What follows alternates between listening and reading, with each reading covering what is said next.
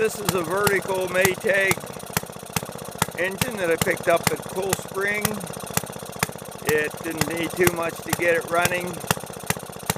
The check valve was the main problem, just plugged up from probably not being run.